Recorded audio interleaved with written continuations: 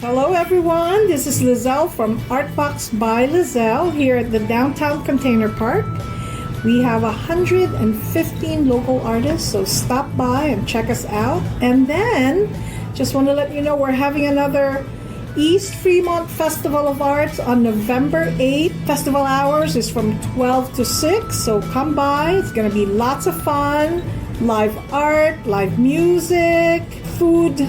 Lots of food, wonderful, wonderful artists that you'll meet that day. Have a great day. Thank you.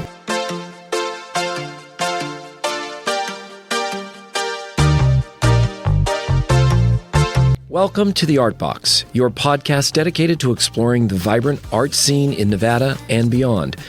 Join us as we embark on a journey through galleries, theaters, studios, public lands, and streetscapes, meeting the artists, curators, archaeologists, nature lovers, and cultural influencers who shape our creative community and our world. Whether you're looking for your next cultural adventure, seeking inspiration for your own artistic pursuits, or simply curious about the world of art, tune into the Art Box. Together, let's open up a world of creativity and imagination. Let's dive in.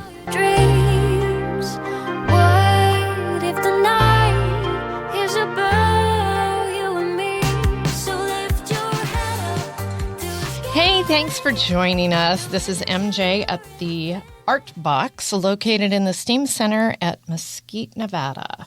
And today I am so excited to be sitting down and chatting with Miss Lana Fox.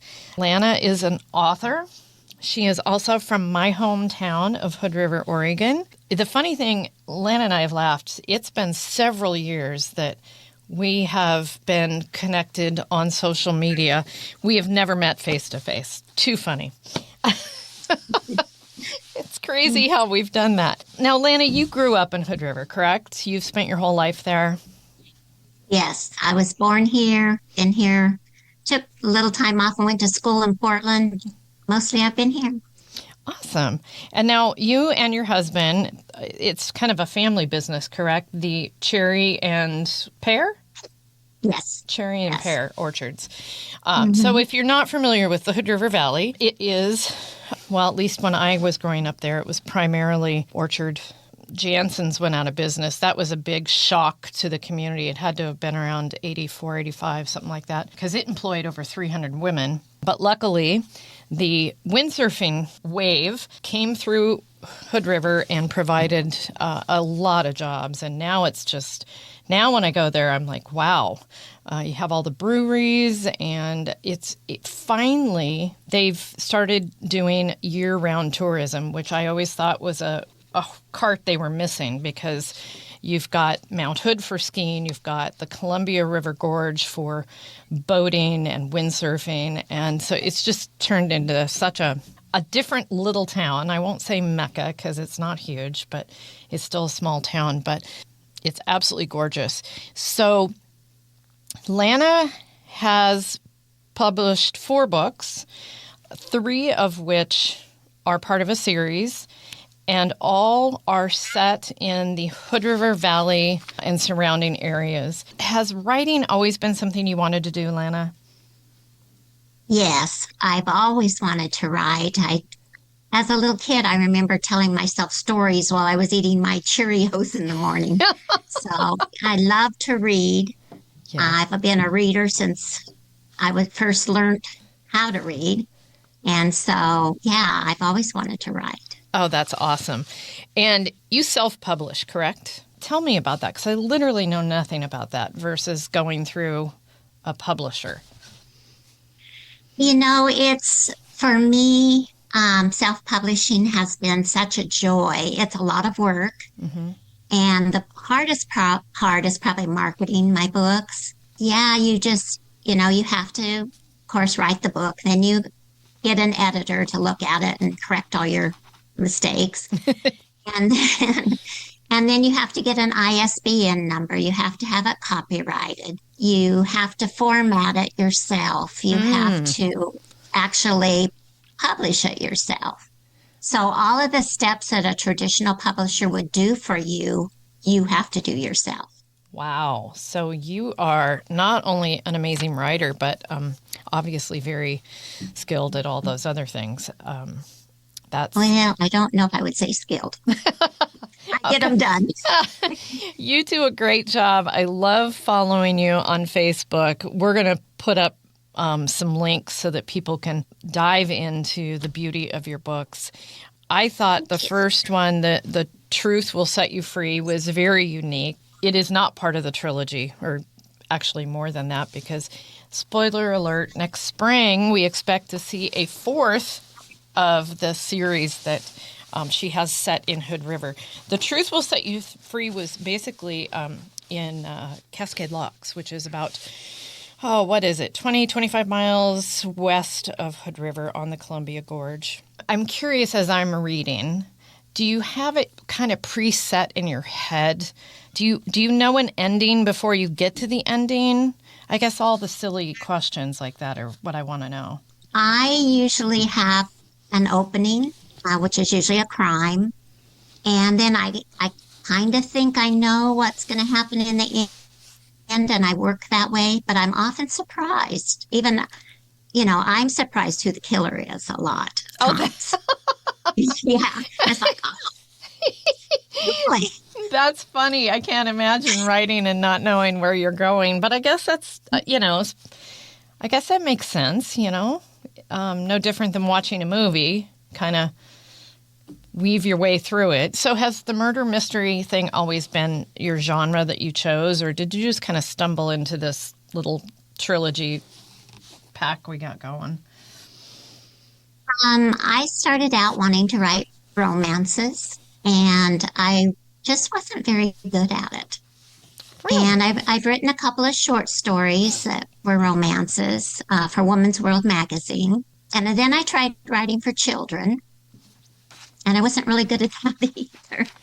And so then I thought, okay, what do you love to read? And I love crime, mysteries, thrillers. Yes. And so I thought, well, that's what you need to write. So I started writing in that genre. Yeah, do what you love. And I have to tell you that this is a huge compliment to you. My husband, I think I was on book 2 or 3, and I said, you really should read this, because he's a big Stephen King, all those big crime thriller stuff. He finally picked one up. I think he was thinking, this isn't going to be very good. Why am I wasting my time on it? He's like, give me the next one. She's really good. He really enjoys reading your books. This last one, Her Last Breath, I read in a day, which is unheard of from me. I'm not that kind of reader, but I certainly was on this one. I just couldn't put it down. And I gave it to him, and he says, oh, geez, I'm going to have to make myself take breaks. Otherwise, I'll be done with it in, an hour, because he just cruises through books. But he really, really enjoys your writing. I know he will be excited to hear that there is a 4th coming out. The characters in the books, Lana, are those based on, even half based on people that you may have known? No. And before I get into that, just tell Steve thank you. That is so cool. You're welcome. Thank you to both of you. I love it that you love my books. Well, they're just really enjoyable. They're not an 800-page book, and they're very, very readable, and it's easy to get sucked into the characters of them. I just love that it's a continuing story through all of this chaos in the valley. Who knew, huh? Yeah, who knew Little Hood River had all that to offer? I know. No, my characters are not based on real people. I chuckle because people are always saying, oh, I know who that character is. Or well, they're not. They're based on just an accumulation of people and, right. that I know, but no specific person. Well, and then they asked me about the names. Oh, you named that person after this person in the valley. And I'm like, no, I didn't. I did not intend to.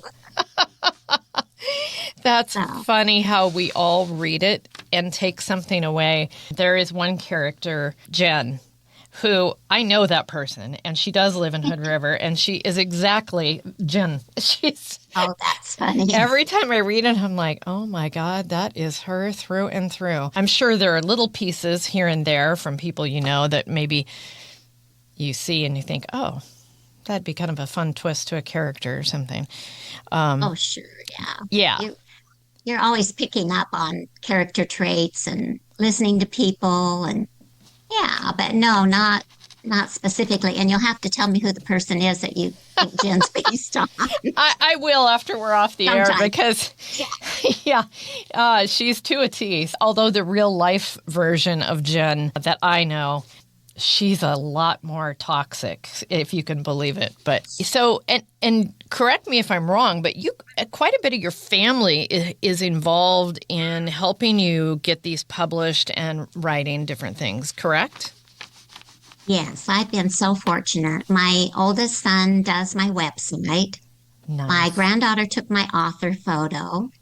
She did my makeup, told me what to wear. And then my oldest son's wife, Sarah, is one of my editors. Nice. And then I have another editor.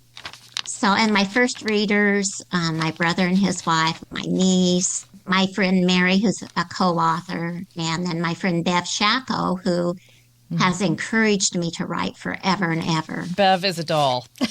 Yes, she is. She's super. And now this is kind of what's fun for me personally, talking to you. You know, I grew up there, so I know a lot of these people that you're talking about. Bev was a big person in my sister and brother-in-law's life, so I got to know her. I was very young, got to know her very well through them. So I think that's really cool that you have so many friends and family that are not only encouraging you to do this, that are there helping you make it happen. Because let's face it, you have a busy life outside of writing. Yes, I do. I'm very busy. And I keep thinking, I shouldn't be this busy at this age, but I'm still busy. Well, I was, but I told everyone in the family that this was my last cherry harvest. Oh, wow. I haven't done pear harvest for years, but I said, you know what? It's time. Yeah. So I want to dedicate my time to my writing, to my grandkids, and I don't want to be in the orchard anymore. So. Well, your grandkids are just awesome to watch, and that is a fun thing. Grandkids are the best. They are. And Jackson lets me use his pictures on social media. He and my puppy, Jazzy. Jazzy, yes. She's adorable, and they grow too fast. My God, I swear it was just 2 days ago she was just a little tiny thing, and now she's not. She's a big girl. So what made you choose the Hood River Valley as a location for this? Well, one thing is I love this valley. I think it's the most beautiful place on earth. It is. We've traveled a lot, and we've seen a lot of beautiful places, but nothing that compares to Hood River. No. So that was the one thing. And then the other thing is like you, I knew that Hood River someday would boom. Mm-hmm. 20 years ago, I could see it coming. And so I always thought it would be a great idea to set a series in Hood River. It just took me a while to get there. I'm a late bloomer. Oh, well, you bloomed well. I think one of the things I love most about reading your books is when you say different street, go to Portland Drive and head out to Oak Grove. And I'm like, oh, yeah. I visually am back in Hood River, saying like when you talk about Hospital Hill and, and you brought that up in this last book, Her Last Breath. I had to laugh because you explained in the book that that's what locals named it. And I thought, oh, you're right. It's not really called Hospital Hill, is it? But for those of us who grew up, that's all we know it by. Right. That's so fun. So fun. One of my biggest compliments I think I've received on my books, after the first one came out, this lady bought it. She was from Bend. She bought it, and then she drove to Cascade Locks because she wanted to see the little town where the book was set. Oh my goodness. I thought that was so cool. That is cool. That is very cool. Well, hopefully she's driving around Hood River checking it out too. Hood River's kind of become the new Bend almost. Almost. Yeah. Hopefully it doesn't get that crazy, but it probably will someday. Not in our lifetime. But so what twist or reveal in one of your books are you the proudest of, and did you plan on it from the start? Okay, well, I can tell you which book, but I don't want to tell you what it is because you've read it, so you'll know, but people who haven't read it. So in Her Last Breath, there was someone killed at the end that was unexpected. Yes. And that, I was driving to Portland with my niece, and we were brainstorming the story. Yeah. And we came up with that, and we both got chills. So we knew, okay, this has got to go in the book. Yeah, So. it is. I know exactly what twist you're talking about, and I was surprised by it. That's really cool to hear how you came up with that, because that was quite the twist. If you haven't read it, you better go get it. All of her books are on Amazon, easy to get. So you said that you've done other writing that you said wasn't a success, which I'm sure is not true. So the children's book, tell me about those. Oh, that's been so many years ago. I wrote several. I tried writing picture books, and it just wasn't my thing. And then I wrote children's mysteries, and I actually had a friend who was a children's book editor. Oh. And so she read my book, and this was back when my boys were in elementary school, so a long time ago. And so she read my book, and she said, your characters are too nice. And I've had a lot over the years that my characters were too nice. Oh my Not God. funny. That's They're funny. not nice anymore. No, they're not nice anymore. You've got some wicked characters. But back then, but she did say, you will someday make it as a writer. You've got the talent. But then it took me years and years and years to get to this point. So. Yeah. Yeah. But I always remembered what she said, and it was, it helped a lot. Well, that was a very nice encouragement. That is nice, instead of just saying you don't have it. I know that you go to the Oregon coast quite a bit. Is that kind of a place where you can quiet and work, or is that just strictly fun and you work at home? I do both. If I go by myself or I go with a writing friend, we spend a lot of time writing. Nice. If I go with my family, it's a little bit more difficult. Right. If it's just my husband and I, then I do spend a lot of time writing.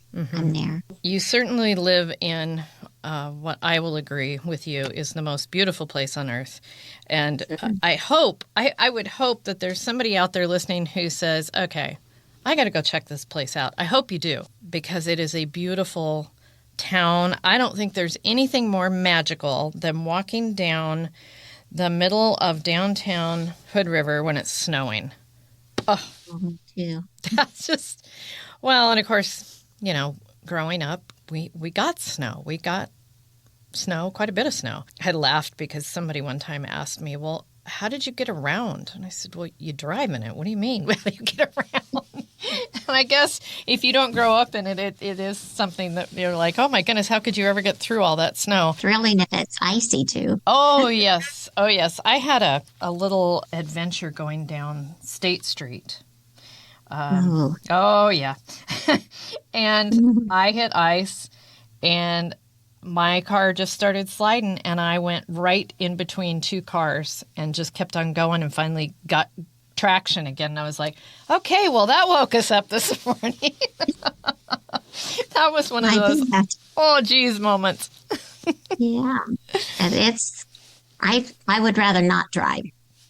Sometimes you have to. Sometimes you have to. I have to admit, I'm one of those where I love to drive in the snow. Absolutely love it. There's just something about the quiet and the peaceful. Of course, now I live in the middle of the desert, but we do get to see snow on the mountains around us. That's always nice, but it's nothing like Hood River. So we've got The Truth Will Set You Free, which was set in Cascade Locks. And then you started down the road of the Hood River I keep calling it a trilogy because it's only 3 right now, but I know you're coming out with number 4. First was My Sister's Keeper, right? Yes. And then it was Through Frozen Eyes. Yes. So good. And then Her Last Breath, which just came out a couple of weeks ago. Mm-hmm. All of these are available on Amazon. Is there another place that they can find them? Oh, yes. They're available, Barnes and Noble. Oh. I mean, anywhere you buy books, they can order them for you if they don't have them in stock. Oh, that's awesome. So, Wacoma, the local bookstore, has them in stock. Plants in the Dalles keeps them in stock. And then Diana at Bob's Beach Books in Lincoln City always has them in stock. Those 3, but any bookstore you can go in and order them. If you look for me, it's Lana M. Fox. Mm-hmm. Because Lana Fox, there's a writer out there named Lana Fox who writes things that I don't write. She writes. Well, now that makes me gotta go look it up and see what she writes. She writes, yeah. Well, look it up. Okay. Just make sure your listeners know it's Lana M as in Mary. It's really fun to follow you. I have to laugh. It took me 4 books, Lana, 4, before I caught on to how much coffee they're all drinking. And I just started laughing. I went, oh my gosh, I was really slow on the take with that one, because when you follow Lana, you will realize that she is a coffee lover. So I'm guessing that that's where all that came from, because I've never, it's just coffee break, coffee break, coffee break. It's cute. More than I realize. Well, I just thought it was so funny. It took me 4 books to catch on to that was, I thought, oh my goodness. But you do put some personal stuff in there. Was it the first one that you talked about your car? Oh, yes. Yes, there was a lady, and they wave at her. She waves at them because she didn't pay the parking meter or something. And that, yeah, she was a redhead and driving my car. Oh, that's cute. I didn't know that because I didn't know what you drove. But it is fun to read and see how much personal stuff. So if you follow her on social and then read her books, you will catch on to several things that she refers to throughout the books that have a little bit to do with her own life, which is super fun. I love that. Can I put a plug in for my romance that's coming out? Yes, absolutely. Let's talk about that Christmas romance.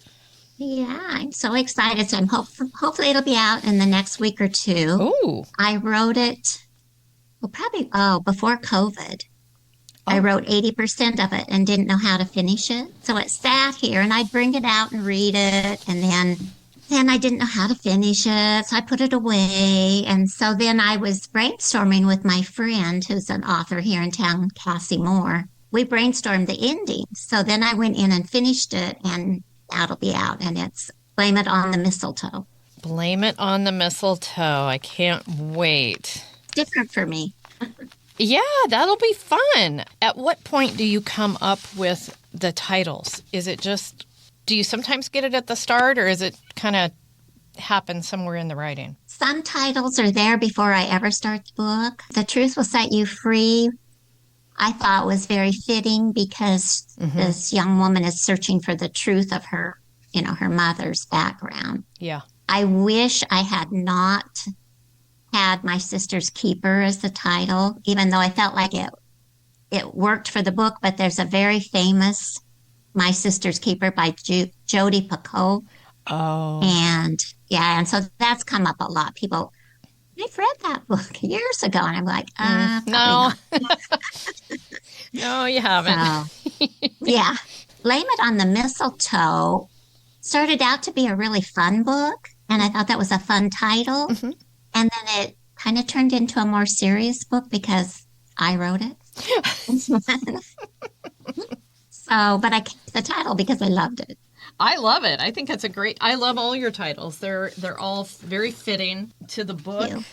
And yeah, I can't wait for the next one. I didn't realize it was going to be coming out so soon. That I can read the mistletoe one, and then hopefully soon after, the 4th installment of the Hood River Valley mystery books will be coming out after that. And I know a lot of your publishing times kind of depends on editors and getting stuff done. Now that I understand what all is involved in actually self-publishing, that's a lot. It is a lot. Yeah, that is one thing. When I make it big, I'm going to outsource. Well, girl, I hope we help you become super famous and you won't be able to go anywhere without people wanting your autograph. Now, that is something, and I am going to do this. Because we live so far away, I actually ship Lana my book, have her sign it. I include a prepaid envelope for her to put it in the mail back to me. So all of mine are autographed, which I absolutely love. So someday when you're more famous than Stephen King, these will, pay for my life living at some retirement home. But I love the fact that I can do that and pop that off to her and she'll autograph it. But you do a lot of live autographing. I know you were just in the Dalles recently, weren't you, autographing? Actually, that was last Christmas. Oh. I was supposed to be in Odell at the craft fair and couldn't go. Oh. But, I have, up until Christmas, almost every weekend I'm somewhere with my books. Yeah. That's awesome. That's awesome. So if you are in the Gorge area, or even the beach, because I know you go down there, don't you, and do some signings down on the coast? Yes. What town is that you typically do that in? We have a house in Lincoln City, and so my books are in the bookstore in Lincoln City, but I have not had a signing there because it's such a small bookstore. But I did have one at the library after the first book came out. Oh, that's nice. Yeah. That's really well. There you go. You could come down here and sign books here at our library. Our library here is amazing. It's such a cool library. That would be fun. I would love that. I would too. Any time. Okay. We'll have to put that together and get you down here to see our fun little town. It's a fun little place. It reminds me a lot of what Hood River was 40 years ago, even 50 years ago. Everybody knows everybody, and it's super safe, and it's just, there's a lot of love in this town, and I love seeing that. It's just, it's a really blessed place to live. I feel really lucky that we stumbled here because I had never heard of it before, but my husband was a golfer and he knew that this little tiny town had 8 golf courses and he wouldn't have to shovel snow. So he was all over perfect. That. Yeah. Yeah. And it looks beautiful from the pictures. It is beautiful. I know, I'm sure people get tired of me posting sunsets or sunrises, but I don't know what it is about this location, but there's a local store owner here in town. Him and I were going back and forth on the sunsets, and he said, it just every day is better than the last. And I said, it's almost like God gets up and says, okay, I'm going to outdo yesterday's sunrise. It's just beautiful. So I feel very lucky. So we'll have to get you down and check out our little town, and we'll set you up at the library and get you signing some books. That would be super fun. Super fun. Would be fun. Yeah. Well, I'm excited to read Blame It on the Mistletoe that should be coming out soon. So that's awesome. And then we have 4th installment of the Hood River Valley Crime series that should be coming out early next year.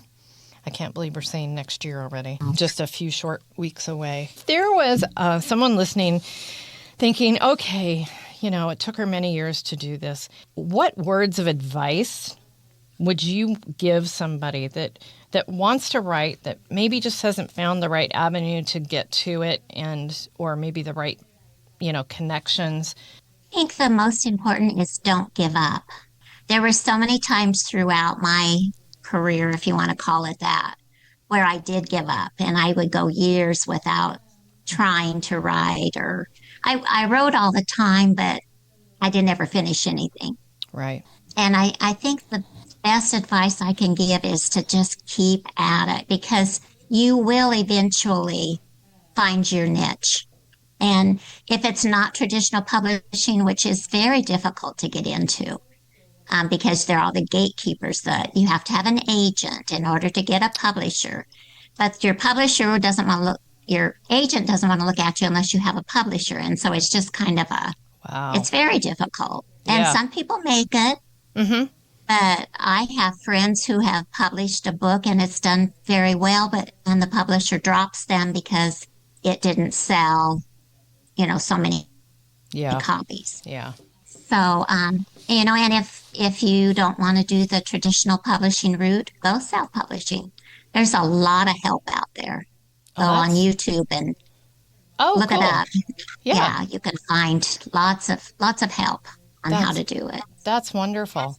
So don't give up. That's just a trending sentiment amongst all the artists that I talk to, no matter what the genre is, whether it's music or writing or pottery or sewing. I mean, if you love it and it's your passion, don't stop. Just don't stop. Exactly. Yeah. So I want to thank you so much, Lana. This has been such a treat. I've looked forward to this interview for quite a while. I hope everyone enjoys her books. Please go out and get them. They are a treat. The series is really fun because it is a true series. They lead into the next one. So I'm really looking forward to that. And what a fun Blame It on the Mistletoe. I can't wait for that either. So that's going to be a great holiday read. It would make a great stocking stuffer, just saying. So get those. All her books would make stocking stuffers or just gifts, period. As we head into the holidays, I know some of us get kind of stuck and we're like, what do we get this person? Get them a book. Even if they're not an avid reader, I promise you they're going to love Lana's books. They're just a very fun read. And according to my husband, who is a semi-pro reader, she is a very, very good writer. So he really enjoys you a lot. That says a lot because, like I said, he always has a book in his hand. Thank you so much, Lana. I love you, girl. And please go out and get her books. Yes. Thank you so much for having me on. This has been so much fun. And thank you for all your support, you and Steve. And we just love you. I can't tell you how much I appreciate. I love you too. Oh, thank you.